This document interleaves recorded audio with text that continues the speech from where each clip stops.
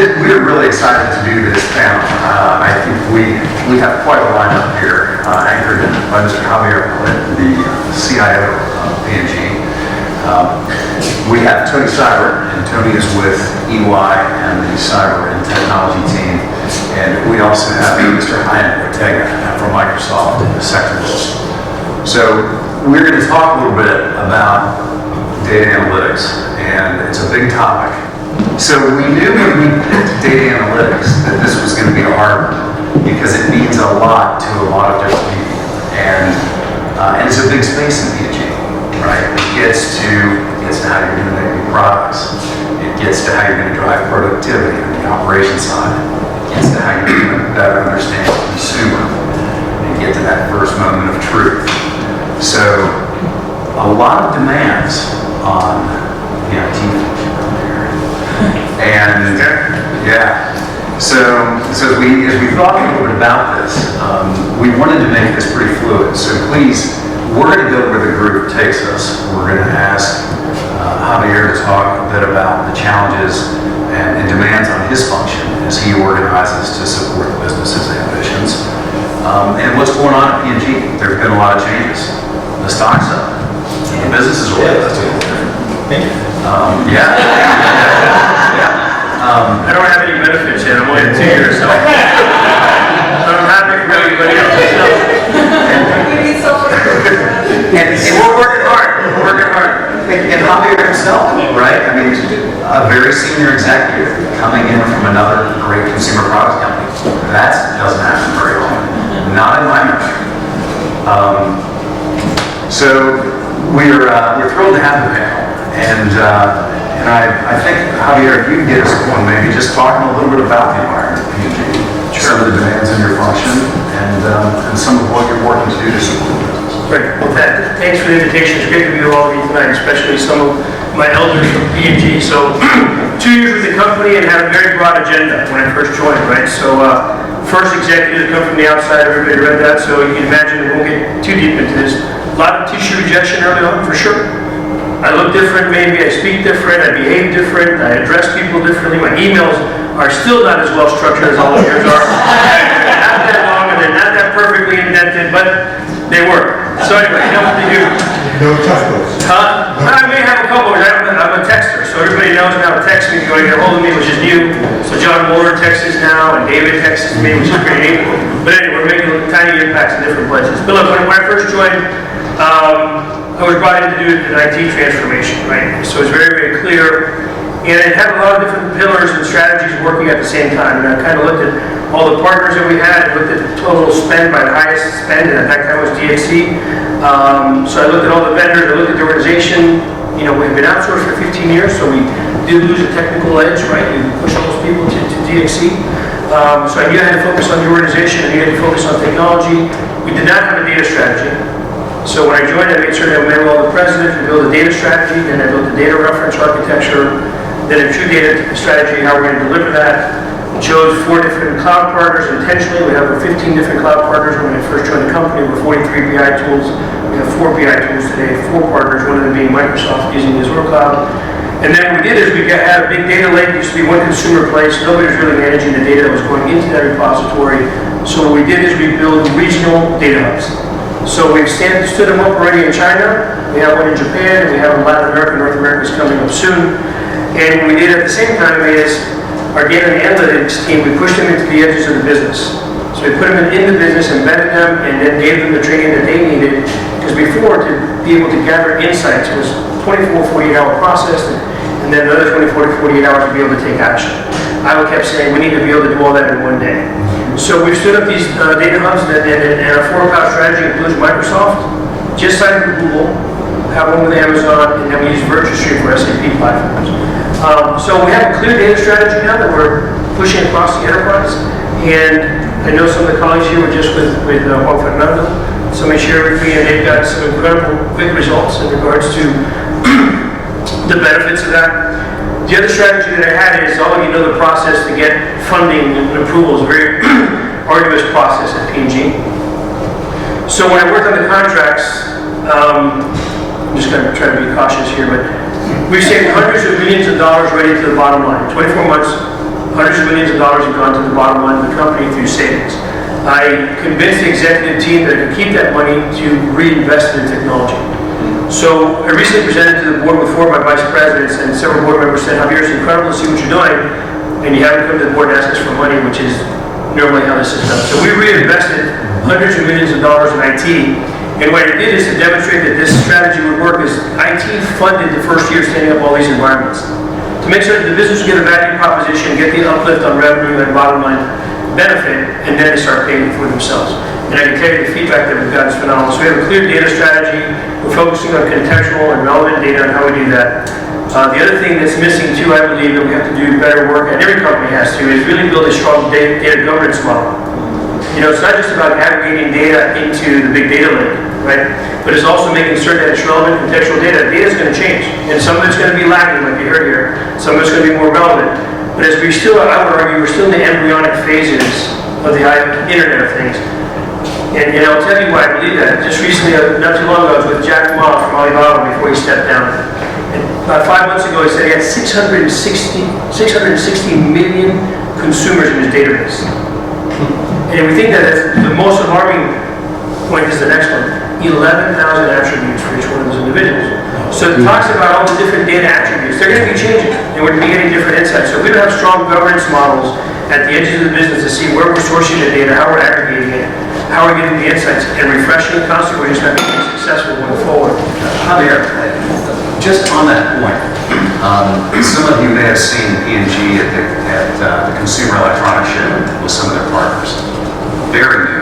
I don't know that P&G had ever gone to the Consumer Electronics Show before. But there is I was the one that pushed the company. Yeah. Could you talk a little bit about a new suite of products? Sure. Now, you talk about IoT, every single one of those. Yeah, absolutely. All right. So I was on the phone with Kathy today because we're going to go back next year in bigger fashion. So Tony works along with us, and he knows a lot of things we're doing. And first, I just joined the company, and I went to this computer electronics show, and I saw, I hate to even say the name, our principal competitor. I'm not even going to give this a privilege. Company otherwise known as Bountiful. There's a new team in town, and we're doing better than they are now. So we're not even going to give them the credit of mentioning it. But anyway, they were there. So I walked to the floors, and I'm watching all this technology, and I tell the team, I said, where's our booth? And I was sort of startled to say, well, we're not here. We're here in a different fashion. I mean, we go there, we meet with startup companies and see how we can leverage certain technologies to put in our products, right? So I said, well, you got to change that. So imagine the mindset for my fellow family members that are still here of us going to CES and showcasing innovation that we're working in R&D that's not going to be in market for 2 years. I mean, when I said that we need to share that, I mean, if I was a guy with 3 heads in the room, right? Are you crazy? We don't do that. I said, I know, but we need to change that, right? So slowly they came along, and I mean, everything that we had there, when you think about everything that we showcased in last CES, had a digital component to it. So we have, in our function in IT, we have an IoT function that works now very closely with Kathy in R&D. That's one thing that I did also. We did not have as a function, first of all, we weren't a function, we were embedded in GBS. So we broke that out as fast as I could. It took me 4 months, but we broke it out. And then we started to stand up the function. And we did not have a good relationship with the business. So the things that I focused on was building a strong relationship with every single president. And I did it a lot of different ways. And today we have a seat at the table, and I put an IT leader in reporting into every single business leader as well. Understanding our strategy and our framework, keeping the business in line, because rightfully so, the business at a particular point in time, the presidents had end-to-end accountability from a vertical, and they could do whatever they wanted to do from technology, building data centers, all kinds of things that I've seen. So we've changed that. But CES was phenomenal in the sense that it brought together the fact that physical products and digital products, the lines are blurring. And we all know that. We're consumers of all that, right? So to think about the Turing toothbrush that we have now is just phenomenal. It gives you an image of your mouth and tells you how much time you spent through algorithms in different areas of your mouth and where you're brushing well or not brushing well is a phenomenal capability that we have. The Aria freshener that's going to replace Febreze also has technology in it. And now the mist is so thin that the mist rides the airwaves in your house versus the spray that you just spray and you see what happens when you spray, right? So we're really focusing, and then Opti is phenomenal. A multi-million point technology that if you have any blemishes on your skin, it matches your skin color and covers those blemishes, which is just some of the things we're doing, and we have some incredible things in the pipeline, and now we're going to start sharing, and we will be truly like a startup next time we go. We will take orders. Next year we go to CES, we will take orders no different than other startup companies do, and we were on the phone today, I was on the phone with Kathy, and it's going to be really, really exciting. We're going to do next year at CES. But I think the whole mindset of the company is starting to change now, and I'll leave you with the last thing that I shared with everyone. Every company is a technology company. I've been saying that for years. And when I first said that, the company kind of looked strange, but you know what? If you don't act as such and behave as such, you're not going to be successful. And today, I believe that every single company is a data and analytics company. And if you're not working on algorithms, you're not going to be successful. So, anyway, I'll leave it at that. That's great. That's great. From a Microsoft perspective, I mean, you have to be seeing this across the sector, and it must be creating new demands on your infrastructure, on your cloud offering. What are you seeing in the sector and kind of at the frontier of technology as you guys are going into the market? The data continues to grow. That's a reality, and it continues to grow for many reasons. One of the reasons is that now we have the ability to capture a lot more information on the shopper, their behavior. Before we didn't have that. When they went online, we were able to track a lot of their information, understand basically patterns, understand if they left the cart empty or whatnot, and make some decisions based on that. But we have no information coming from the store other than they purchased that, right? But we didn't know if they were looking at a particular product, if they grabbed it on their hands and looked at it for some time, some period of time. Now we have the ability to capture all that information, and that's because basically the advances in the technology are allowing to do that. The cloud allows us to basically take a number of processes that we can do before. We now have the ability to do neural networks that think and behave kind of like a human brain. And what we're able to do is using what we call cognitive services. We're able to see, we're able to hear, right? And we're able to detect using sensors a lot of other information that now give you basically demand signals. We're able to see a person, like, for example, that grabbed something, looked at it for a period of time, went and grabbed another product that is similar. Now we can say, well, he didn't like a particular product or a particular ingredient in that product because he switched, right? Not only that, but now we can provide contextual advertising in products because we know that basically coupons and offers are mostly effective when you're actually in front of the product. We work really close with the likes of Carolina Marketing that gives you the coupons after the fact. They're not as effective as if you're in front of the product, right? And now you get an offer because we know that you were holding on and you were sitting there for a long period of time debating whether to buy it, and boom, you get a coupon for that for whatever, $1, just to name an amount.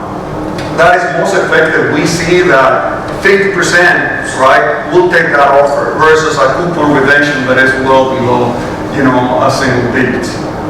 So those are some of the things that are happening in the industry, and we're super excited. I really wanted to say congratulations on all the things that you're doing and really innovating.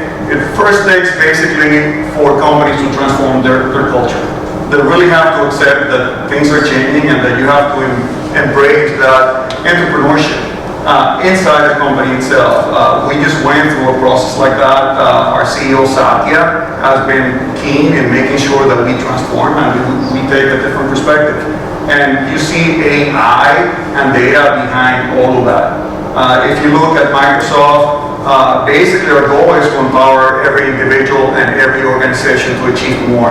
And there are many ways on how we are able to accomplish that. If you look at Office, for example, we collect about 400 billion data points of information every month. Now we're able to take all that information and make you basically more efficient when you go collaborate. And there is a lot of AI and data behind it. Well, we transform that, right? And we use a lot of the same algorithms to really go after industry like CPG or like retail. Then we're taking advantage of that and really realizing values that we haven't seen before. It's fantastic. It makes our lives better. Yep. Tony, my parents are in their 80s, and they are obsessed with their privacy. And they have a paper shredder, and they shred everything. And just to make sure that their privacy is safe. It occurs to me that may not be where their privacy concerns and security concerns should lie. It sounds like there's a lot of data here. cybersecurity. Yeah, there is. One of my favorite quotes is, when you change the way you look at things, the things you look at change. When you change the way you look at things, the things you look at change. Cuando cambias las cosas que ves cambian. ¿Verdad? And this has been an interesting developing trend from as a cyber professional. And I look at myself as more of a risk person than a technology. We all have our technology backgrounds, but those kind of iterate back. I can tell you my program is Fortran and Nation in Call that shows you how old I am. Right? And there we go, a fan. But the point is that these things change. But what doesn't change is the nature of risk itself and how that gets translated to the operation of business. And so to your question around data itself and privacy, Javier, by the way, congratulations on the transformation that you were enabled. I've been privileged to serve the account for over 5 years now, and I'm just seeing it. And we can talk a little bit about the interesting part where Costas, right, your CISO, he helped to enable a cybersecurity transformation that then now enables a broader information technology transformation. And it's an interesting dance because you get into the security side of transforming the organization, but then you can only go so far because the rest of the organization needs to keep up, right? Because you can continue to innovate on cyber and get so far ahead unless the rest of the organization. And that part of the organization is, you heard Javier talk about the amazing innovation, CES and the products that Hayan, you mentioned some of the things that Microsoft is doing, and yourself as a partner with EY. And all of those are fantastic. They're enabling, our mission as a company is to build a better working world, right? We are building a better working world through enabling experiences with digital technologies. But if that is not secure, your network is at risk, your business is at risk, and your brand is at risk, right? And part of that is we talk about data as a topic. If that data is not secure, and there are two aspects of security, by the way, I want to mention, and we learned a lesson. We have security professionals how to change the way we look at things. There's the compliance side, which is important, is regulated, but there's also the operational side. And sometimes they're inextricably linked, but there's an overlap between the two. Anybody remember a company by the name of Target? It was a huge deal. And I shopped at Target, but for us in this profession, that was the equivalent of what I would say, we think about warfare, the Hiroshima, the atomic weapon of the commercial side of cyber, because here's a company that at the time, and to their credit, a fantastic company, right, had tremendous compliance achievements in terms of cybersecurity, but the nature of the threats and the vulnerabilities were changing so quickly that it wasn't just about compliance anymore. It was about, are you operationally able to protect your business with all the dynamics? Think about all the third-party providers that companies at P&G has targeted all these organizations. So it's a myriad of these interconnecting points that are exchanging this peta, all these bytes of information, and you can cut and slice it and do some really cool stuff, but if you're not protecting it, right, it's a huge risk. And any of that potential upside on these great ideas is mitigated. So what I think, one of the things that P&G I think is doing fantastic, and with Javier's leadership, Costas' leadership, and the rest of the business leaders, they're recognizing that you put security up front. You design security up front instead of thinking about it after the fact. And there are many other organizations that are still in that process. If you all remember the safety movement and the quality movement of the 70s and 80s with the automobile makers, right? One of the things that the Japanese manufacturers had an advantage is they design quality throughout the process, right? Just like the great manufacturing discipline that P&G has, you design quality. Well, imagine if you're taking that same lever of mitigating risk, and if you just do it even up front, a little bit more, the amount, literally, quantitatively, of the risk mitigation is significant. So the data is everywhere, and frankly, look, as a cyber professional, and we were having a discussion earlier, it's interesting. Everybody know what GDPR is? Everybody familiar with GDPR? Who's not familiar with GDPR? So GDPR is a data protection standard that was started in Europe. And to their credit, as a consumer, all of us should say, hey, there's somebody out there that's actually trying to do right by us, right? And that was the big focus here at the time. It was nowhere else in the world. Well, guess what? California has its own version. It's quickly rising to be the de facto standard. And what's interesting, whether you stayed at a Holiday Inn or not and think you're an attorney or not, if you were not to describe GDPR in the actual technical terms, you would say, as just a regular consumer, trying to buy things, create value in your life through experience. You'd say, I want my data to be protected. That's GDPR in the spirit of it. And so that compliance to that, think about the complexity. I'll give you an example. Germany has its own rules. Switzerland has its own rules. France has its own rules. And guess what? If you're a consumer in France, but you're buying product that's going across those territories, you've got to keep track of that. So not only do you have a compliance nightmare now, you also have the operation. Did that give you a perspective? Is that good? Yes. An ounce of prevention worth a pound of cure. That's correct. So questions are not free. Questions are not free. You have to, as you ask, tell us who you are, your background with P&G, and your question, please. Oh, I don't do the question now. No, of course. Andrew Brennan, I grew up in Proctor in Asian Bank in that town, but a long time ago. I now work in a consulting business. But I was wondering, because you, I thought, addressed a lot around there were two issues raised. One was privacy, the other was data security, and we took, I think, pretty much exclusively, at least the way I interpret it, around the security aspect of it. I'm really wondering, particularly given the example Hayan talked about, where if you can monitor my behavior in the store and see whether or not I pick something up, how long I held it for. There's a lot of privacy issues that potentially come in that, particularly depending on what store you're in. If you're in a drugstore, for example, that could have all sorts of implications for data privacy. And I'm just wondering, the extent to which the technology develops, I have no doubt, that could be able to monitor pretty much anything. But the regulatory framework and the consumer acceptance of you being able to monitor and see, did I turn up in this aisle, and what do I do in it, what products I bought.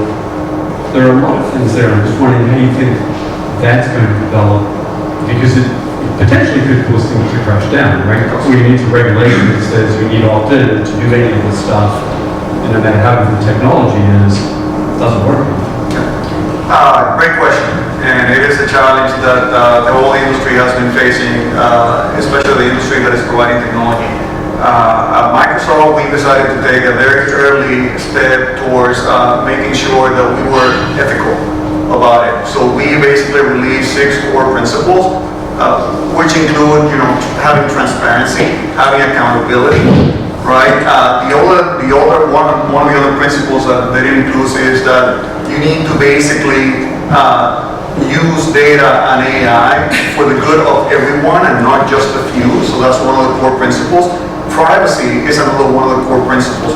Microsoft basically makes sure from the get-go that we adhere to GDPR even before it became, or even before it becomes, because it's not a mandate in the United States and many other parts of the world, only in Europe at the moment. But Microsoft adheres. So things like the right to be forgotten. If you want to be forgotten from our systems, we can do that today because we abide to GDPR. Not a whole lot of other companies in the cloud are doing that yet, but we foresee that companies will adhere to that because they have to. It makes a lot of sense. Having the accountability, so it's not only, and the transparency is another one of the core principles. So I need to let you know that I am actually capturing your data. That said, there are a lot of ways to capture data where you can disambiguate basically the person from the action. So I can say a male 65 or a male 45 grabbed this item. And I can need to identify that, but not necessarily point it to you. But I can point it to you during the course of the transaction. Now, as you start to aggregate data, there's always the risk that you can come up with anything. Right? And that is a risk. But we're trying really, really hard, and this is evolving as we speak, by using those core principles that when we design our systems, basically they abide by those core principles. So that's hopefully preventing the regulation that could torpedo. So the regulation is coming. We know it's coming. And so we're abiding to the regulation already. Microsoft is. Right? That said, the services that we provide right? It's like building an application. We provide the building blocks. We have translation services, or we have speech recognition. Microsoft was one of the first companies to achieve basically human parity with voice recognition. Same thing with object recognition. We achieved that in basically 2016. So the computer can recognize better than a human being, what objects are in a particular set in a test that is performed. And it's not just one product, it's a series of product recognition.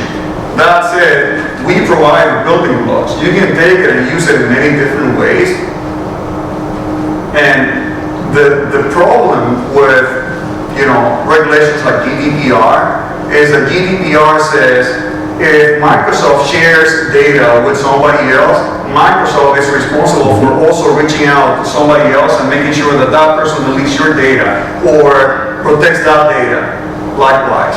So again, it's a big web of things. All I can say is that we're trying to abide by all of these regulations and do our best. Microsoft, I think, has some of the best in terms of security because we serve the government as well and the military and all that. So we got to have a lot of security and restrictions in our systems.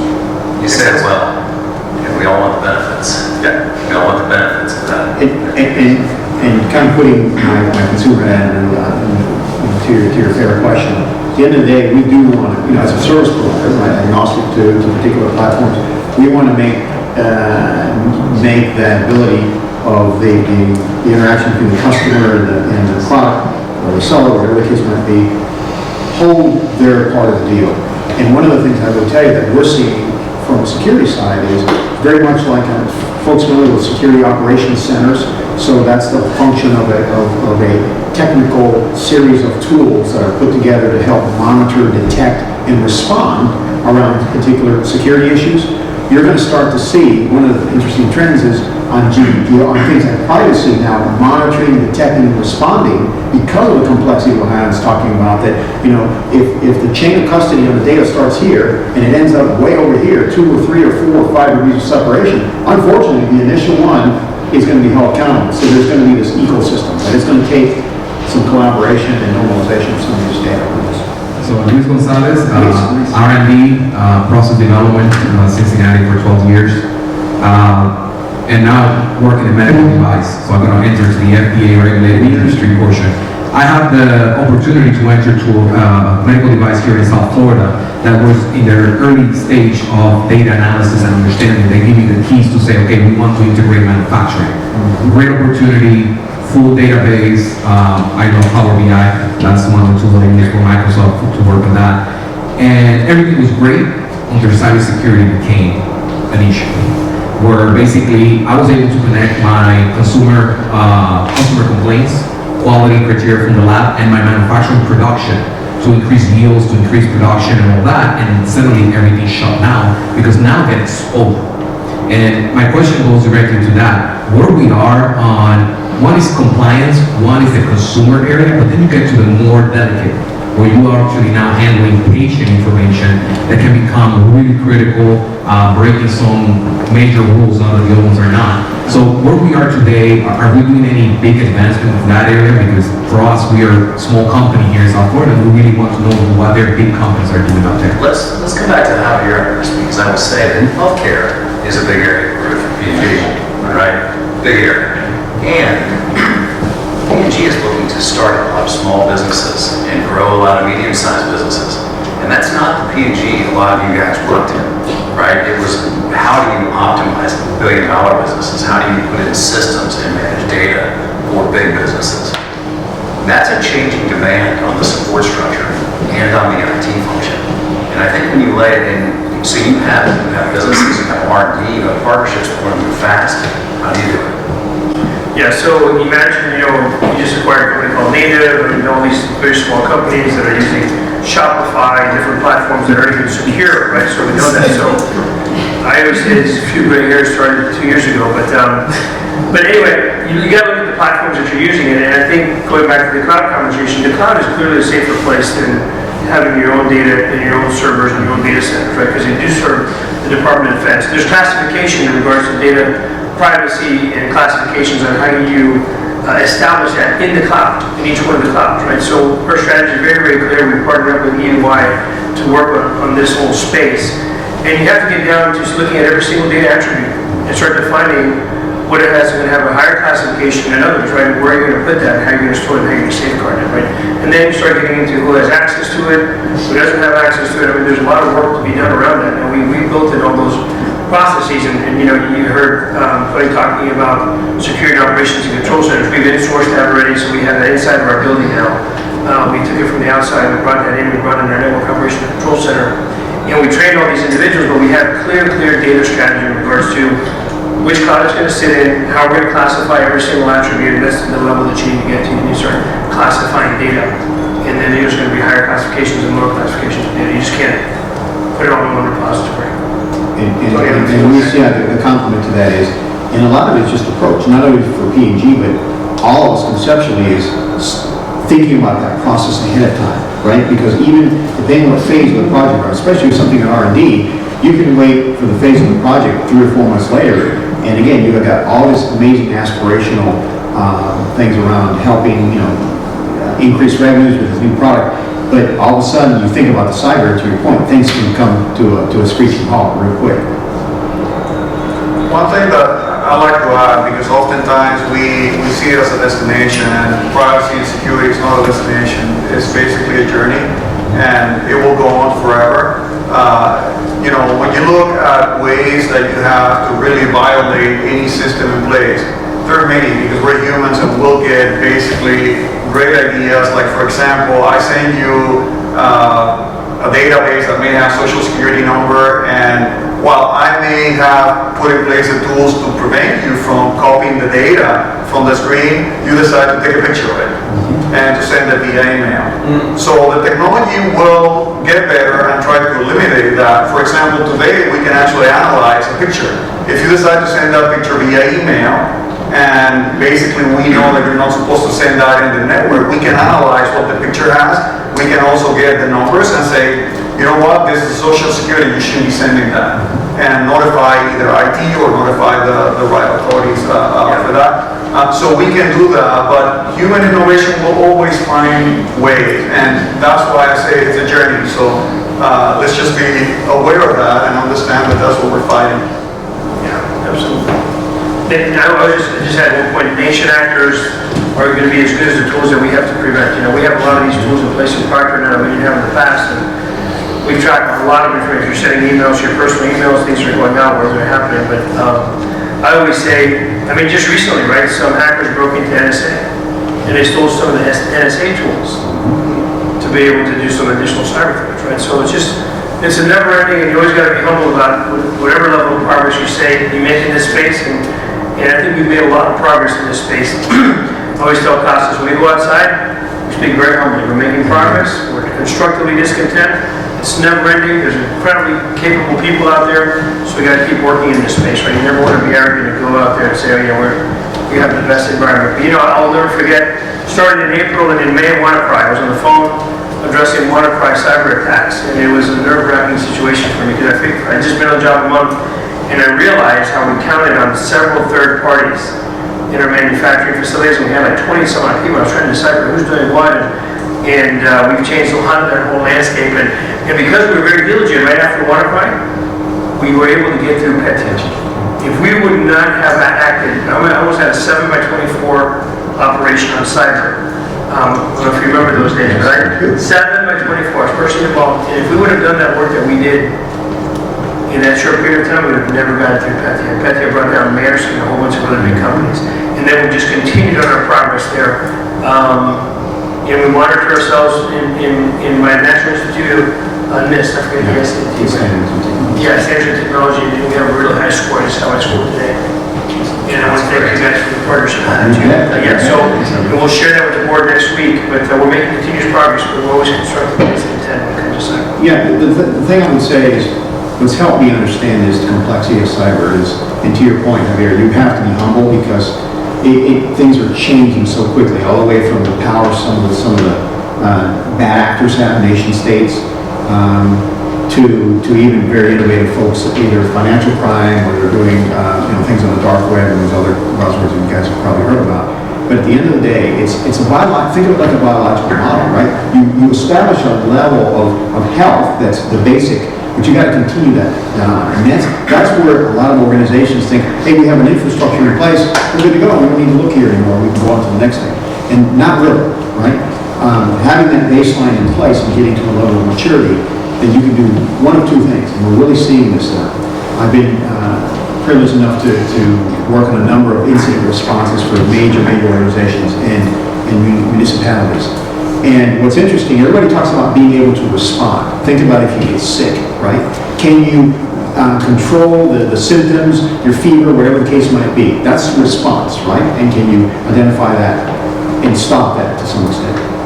The other component that we're really realizing is the big aspect of what the larger word, and that's resiliency. Can you continue throughout your day? Can you continue to make that shift? You might have, God forbid, a petya or a ransomware, and you're dealing with that, and you're going to contain that so it doesn't affect the rest of your organization. But if you are still not able to do your business, what good does that do? And that's the real side, disaster preparedness and continuity that are integrated now with the physical part of the world with the digital part.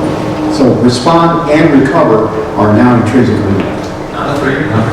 So I'm Polo Coronado. I worked for Puerto Rico for 23 years. Back in the 80s, I taught Fortran, so I know that. And I remember that when I went to Cincinnati in 1987 to talk about expert systems. We're developing expert systems to capture the knowledge of people who were leading the company, knew everything about buying coffee in Brazil or building detergent powder. The thing is that since then things have changed a lot, as you just said. And I work for a non-profit now with Opportunity Youth. We prepare them for the real world. They have the talent, not the opportunity. And we prepare them for what's the future. So right now we have provided programmers to American Express, or IT help desk, or worker services, or digital. The thing is, what would be the advice for us who are preparing that workforce for the future? We work with Gen Zs now. So in the future, you have the talent that you need. I'm sure that if I just keep preparing IT help desk, I will hit a wall in 2-3 years from now. What will be the next things? What kind of talent you're looking for as I prepare that workforce for the future? How can we be ahead of the times? And maybe we can come back to you on this, because I think Javier said it. Everybody's going to the cloud. Everybody wants their risk and control as close to their data as they can get it. That's where they can manage it. That's where they can do the analytics. That's where they can standardize their data. And it seems to me that if it's in a very cloudy virtual space, the work can be done in many places. And there are demands for skill sets in many places. Where do you see centers of gravity? That's an interesting question. The first thing that I would say is you need to educate basically a workforce that will be able to take AI as we see it and the use of data in strides and be able to leverage that. Other will come transparent. The best technology is the one that you don't see. It helps you, but you don't see it. Okay. If you look at some of the efforts that we put into Office itself, today, your basically Outlook and Cortana on the computer will tell you, listen, you have an appointment at 3 o'clock. You are over here, and you have to drive all the way over there, and traffic is this much. You better get going because you're not going to get there in time. Yeah. All that is using AI, right? So that will come, it'll be very transparent. Other will not. You got to be able to use the tools and learn a little bit of being able to research. Let me give you an example. Power BI, we spoke about it, it's a great tool. It's not necessarily built only for the data scientists. It's built so that we can democratize basically data intelligence and allow basically the end user to take advantage of it. We recently released algorithms that will basically give you what are the key influencers if you gave it a problem, right? And you're trying to determine, like we did something similar for Coca-Cola, Arca. They had a project that was called Project Y. Why are my sales not performing this way? And it will take basically hundreds of different signals and say, oh, these are your key influencers, right? Whether it's positive or negative, right? I give you that information so that you can make informed decisions. By the way, who here is an FIU alumni? Excellent. So,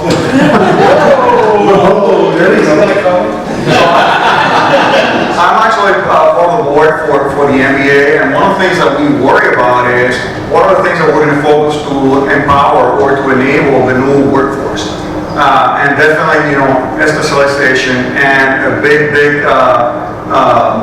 basically alignment with technologies like AI will be a big thing, so that you can leverage. A lot of people don't know. We still, look at marketing, for example. I know there are some of you that do marketing. They're still using old ways of doing marketing, right? Different world. You look at some of the technologies that have been developed. I think Javier or you mentioned television, right? Television. The new generation doesn't see television the way we see it. They actually do it from the phone or from another kind of device that they can interact. Well, interactivity is difficult if what you have is just a show. Now, companies like YouTube has been able to insert commercials into it. But now we have the ability to actually go and analyze the whole video and identify products in the video. And now we can tag those products. And we can now put an icon next to it so you can click on it. Actually, Microsoft has technology to do that, and we have a couple of companies that provide that. And now you can say, I like this particular actor, and now you get clips of all the movies that that actor has done. And in the movies, it will bring products that are related, basically a product graph, if you want to call it, and you can click on the product and buy it. It's super interesting. Again, now you're collecting information in a virtual environment that before you really didn't have access, because now you're being really delivered. I like this, right? From a movie that you're seeing or a clip. So all of that, as an advertiser, you're going to have to learn all those technologies. And I think those that are better aligned with that will, surface to the top. Yeah, and I think the very just add, one of the things that we've been working on, especially in our function, is we're recruiting new graduates today. The new graduate today, I argue, is going to be very different than the one that we recruit 3 years from now. Because although we could argue that we live in algorithmic times today, I would argue, and I've been working with a lot of leading institutions, that the next 7 to 10 years, the work that we'll see in our function will be cognitive, non-routine work, which is very different than what it is today. So the people that we're graduating today for the next 3 years, you want to teach them some of these algorithmic disciplines from cyber and all these different things. But you got to start thinking about the workforce and your education to succeed them. And as those young leaders today that entering today start getting into management, you need to make sure that they're going to be dynamic and have a growth mindset. Because today, every organization, not just P&G, well, I will argue that if you have a starting point here from an IT capability perspective on an X and Y axis, and you're training your team and you're growing, you're not keeping up at the speed of the gap of everybody else. And then I would argue that beneath that line is where the organization is. So think about trying to have a business conversation today as a technologist with business leaders that don't have adequate digital fluency. So that you need to start thinking about the organization, what's going to look like in the next 10 years and how you're recruiting today and what you're teaching them to have a growth mindset, to be dynamic, because the ones that they're going to lead afterwards are going to have very different skills. And that's some of the challenges that I have, and I love my P&G family, I'm part of the family. We are very, very insular, and we believe that the way that we recruit, and we're recruiting all of you, is the way that we're recruiting the college kids today. And I've changed that in my function completely. Because nobody goes to P&G today like the way that I thought when I graduated. I was going to work for IBM, and I was going to retire from IBM, and I was going to work there all my life. I don't know that I love IBM, but I'm glad that didn't work out. But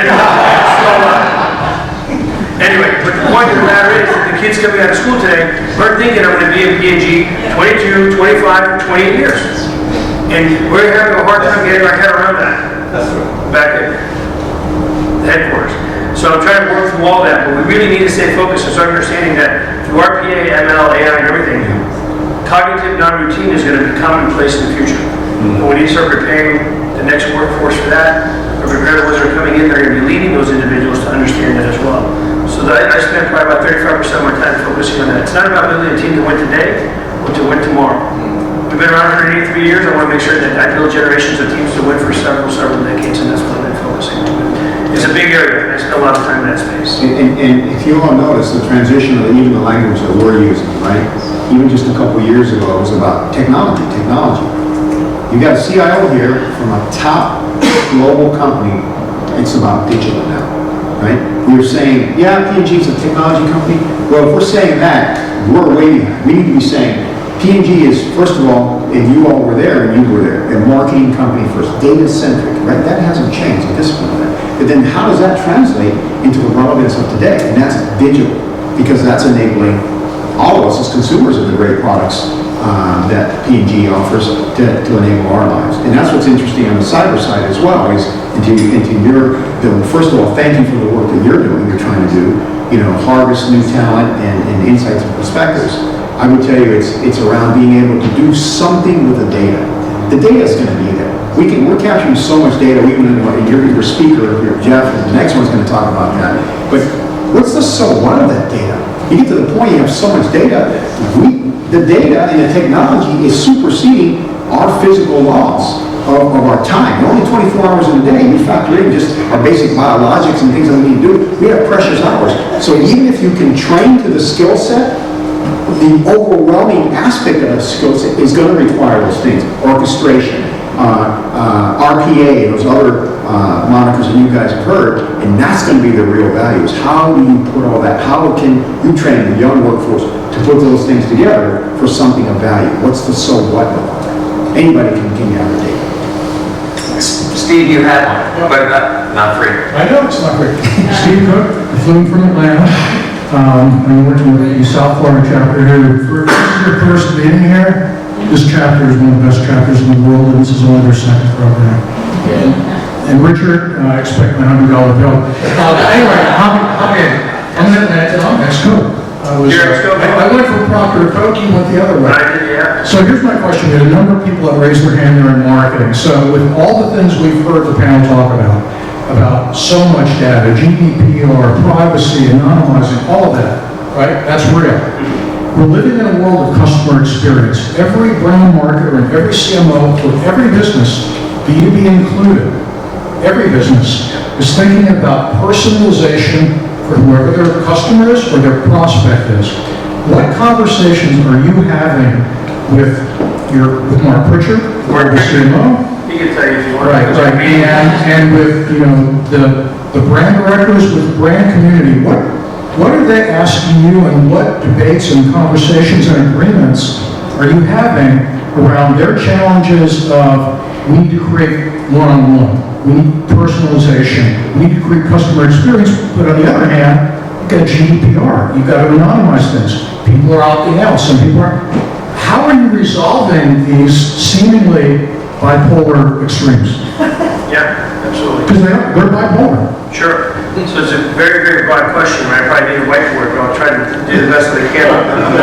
Because, you bring up the DTC, you bring up individual consumer, so some of the things and they'll just kind of be broad, and then if you guys want to drill down, we can. So one of the things that we need to understand is our consumers. Our consumers, more importantly, we need to understand the ecosystem in which every single one of us complete our daily digital regimens in. Because you're not going to come to us. We need to be able to understand what environment it is. And a lot of times, that means Amazon, who we believe is a frenemy. And I can explain why we believe is a friend potentially in the future. That means that we have to work with the Alibabas of the world, which also we believe is a frenemy, right? And then you have the Jingdongs in China and the Tmall, etc. So we can go on and on. So we talk about how we get, so today our data scientists, we have to negotiate. We have to negotiate with these companies to be able to go and have our data scientists go in and mine that data. That's our consumer, but their consumer also have a win-win proposition. And then there's already discussions going on, and they may be thinking of potentially charging us for that in the future. So think about those conversations. So that's just one area, right? And we're doing work in that space. And then we want to understand how we can be contextual relevant, give them opt-out capabilities. One of the things that's very big at P&G that we just kind of broke through that. Now, this may sound like a simple term to all of you. Data is an enterprise asset. Because before, maybe you thought this is my data, we thought this is my data, and you're not going to talk to my customer. So we finally broke through that. It took me a long time. We finally, at David, even saying data is an enterprise asset. Because we need to be able, we have such incredible products that go through life stages from Pampers all the way through the other end of those Pampers, right? We're starting to get the early days on that. But then we're also standing up DTC models. And we're having conversations on how do we differentiate ourselves in a DTC world. Because you're not going to move everybody from $1 dollar. That's really unique because, and then the other thing too is, how do we do a holistic P&G portfolio of DTC? I don't want to have to go to Gillette and then go somewhere else to buy something else, right? So it's very complicated. So imagine getting all those leaders of our family, because I'm one of the family members now, together in a room and having those conversations. We're starting to make some progress, but we're too far behind to learn to compete with the Alibabas and the Amazons, right? The other thing too is we need to be more competitive, and we're very conservative too, and we're very risk averse. So we're trying to change that also in regards to doing some internet scraping. All the companies are doing scraping. The principal competitors do scraping. We can't do scraping because there's a policy and there's legal and right. Now we're also doing some TV optimization to work on TVs, working with TVs that are capturing all the data also from our consumers. So we probably have like 8 different verticals on how we do this, right? And we've been successful instead of spray and pray model. We're getting out of the agency model. You've heard Mark talk about that. I work very, very closely with Mark on this whole strategy. And now what we're doing is bringing those hands-on keyboard insights into the company. And through some strategy that we put in place, we've seen 2x and 3x conversion rates now. Right, so it's a more targeted, precise marketing scheme that we have. But there's like 8 different activities to address this, and it's going to get more and more complicated. And I believe there will come a day where the Amazons of the world and the Alibabas of the world are going to say, you're going to have to pay me X amount of insignificant money to be able to come and mine that data to understand what somebody who's buying your product is doing in our environment. Well, bricks and mortar retailers have been doing that for 20 years. Yep, so it's kind of like a 360. Yeah. So it's a complex area, but we do have a lot of conversations, a lot of meetings around that, and Mark is up to the task. He's been a phenomenal partner. He's embraced a lot of the ideas we brought together, and he would travel and building strategies together. So yeah, so it's great. Yeah, great question. We have a couple, please, go ahead. And I hope, listen, I just want to make sure my P&G colleagues, I'm not being critical. I love my family members. You guys have made it tough for me, but I'm over that now. My 6 months were brutal, but I'm in good shape now, so I got over the hurdle. Change hurts. I was joking with some of the colleagues. I told some of the guys on the 11th floor once, I said, man, you guys are really good. You guys punch in the kidney. I said, you don't punch the face so nobody can see the bruises. You guys are really good. And they started to laugh. But we used to have some good early on jokes. Now we just have passionate debates, but that's good too. What you're doing because the stock price is going the way we want it. Well, good. We're working hard. Good evening. I'm Rochelle Rinkins. I actually spent 8 years at Procter, all in corporate purchases. Oh, yeah. And so I was really surprised that blockchain did not come up in this conversation. So really interested to get your thoughts on, is it a bunch of fooey? No. Or do we really feel that this is an emerging technology of the future? Yeah, so I'll give you my point of view on it. So we are doing work with blockchain. We use blockchain to actually move some funds from different parts of the world, bring them back into the U.S. We've used blockchain within our general ledger. We're using blockchain with a big project right now with IBM and Maersk to be able to track the products that are in the containers, how long they're sitting on the docks. We used to have tons of penalties, you probably know, right? Millions of dollars of penalties because our product stays on the dock too long, we had to ship them out. We reduced those economics immensely because now we have so yeah, and then it made us, we became members of the Blockchain Research Institute, which we were not members of. So what they do is they'll work on 2 to 4 big use cases that are very, very sophisticated with us to help us accelerate our blockchain capabilities. But yes, we are operating blockchain inside of Procter & Gamble today. Yeah, and we're part of a consortium too. So I don't know if you I was just going to add on this one because Ernst & Young, not quite, but almost half our business is still financial audit, and this one could kill us, right? You could have some hashed string of transactions on a shared ledger that makes auditing financials unnecessary. So it is. So we think a lot about this, and we've been involved with P&G on some of the pilots. We see opportunities in trade terms. You could remove a lot of reconciliation if you had one source of truth with contract terms or negotiating trade spend. And a lot of the best use cases for blockchain are going to be in these shared consortium industry platforms that Javier mentions. And they are take a lot of cooperation, putting competitive concerns aside, and looking for the bigger value proposition. I would like to add to that, from a technology perspective, it's a huge space for us as well at Microsoft. I mentioned earlier that Microsoft provides a lot of building blocks. Microsoft also provides a service for blockchain. Partner companies, there's a company called Transparency One that does basically from source to customer type of tracking and using that technology. At NRF, which is the National Retail Federation show in New York, we actually had Starbucks showcasing some of the technology that they're using, and Starbucks uses Microsoft basically to do from the bean all the way to the type of coffee that gets produced at the store. So they're tracking all that through blockchain. So really important. Last slide is short.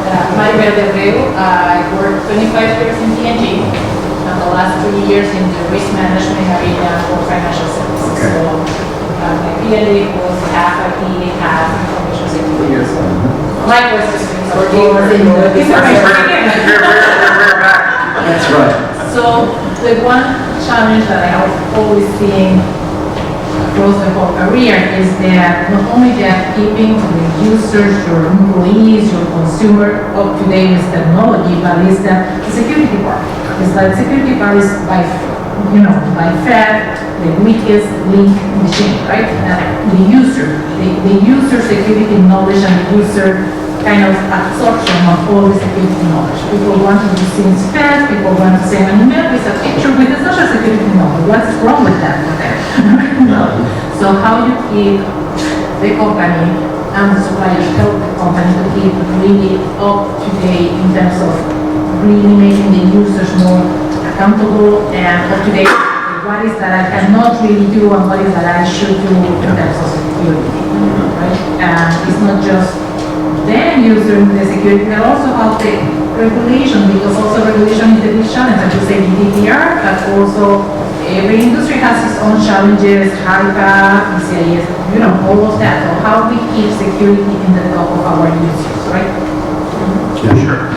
Yeah, we talk about. Yeah, talk about internally and some of the things we've helped in. Yeah, so we've invested significant monies in the last 4 years and 2 years since I've been there. We actually doubled down.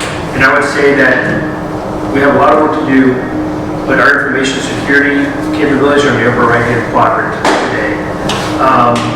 What we had to do is we put BISLs, right, business information security leaders in the business, technical information security leaders in the business, and they sit in the business. We have some vice presidents that have that title. We've actually now sat down and we have tabletop exercises. You got one this Friday. Yeah, we're doing one this Friday. I wouldn't be there this Friday, but I was with one in Latin with me, right? But what that means is that David Taylor, John Mueller, Kathy, all in a room with myself, and we simulate a 4-hour disaster. From simulating that, and legal's in the room too, simulating that a line starts to vibrate in limelight. And so what are they going to do? So normally what they do is they call their supplier.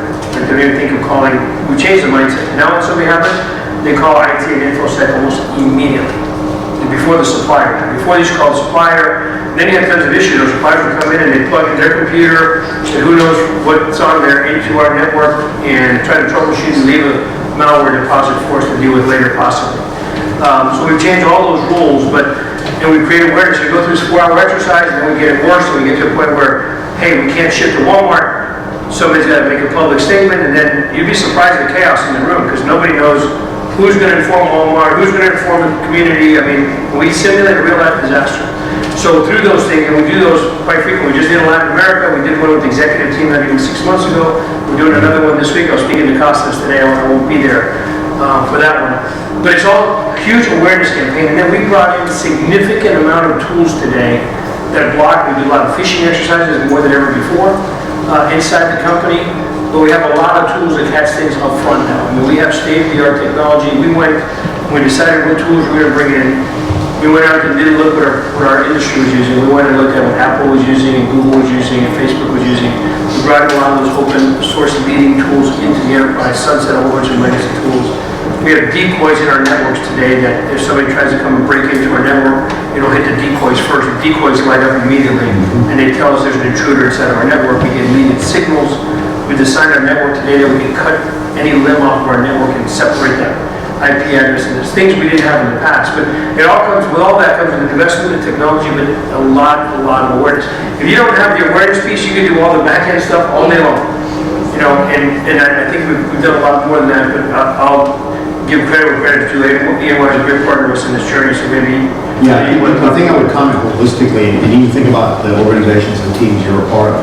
It's a double-edged sword, because there are tremendous tools out there. P&G has a rich depth and breadth of those, some of those that we help to monitor and look at. But think about it this way as well, and this is just the reality.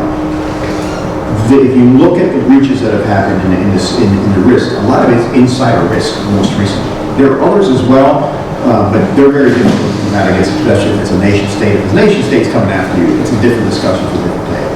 But the insider risk, but that creates an interesting dilemma from a cultural standpoint. You know, an organization like P&G and many others who pride themselves, who's here from R&D, you know, we've got a tremendous R&D culture. We want to be open, right? We want to take the picture and share the information as quickly for the cycle decision time, and then you're being told, by the way, you're being monitored now. You know, what does that create? So that's that's why awareness is so important, and actually enabling everyone that's a stakeholder in a great organization like P&G and many others, that they have a stake. They're actually enabling to protect the business in that sense as well. You know, and so we're starting to see a shift in the culture of P&G about that, and many other organizations. But that tends to be the challenge. The technology is definitely there. Now it's the own sense of ownership that says, hey, you know what? It's worth it for me to sacrifice a little bit of my supposed comfort zone in moving quickly. Sometimes it's better to move slowly than move quickly in the longer term. Right? Was that helpful? Yes. Great. Just, I will tell you, this has been a blast to moderate. I think, Hayan, your comments from the edge of what's possible, and Tony, your insights on risk, and Javier's a fantastic change. P&G, you're driving it. I think the IT function is in great hands. Congratulations. Thank you. Great kindness. Thank you. Just wanted to thank the panel again, especially Ernst & Young and everyone that worked on this. It's been a great night.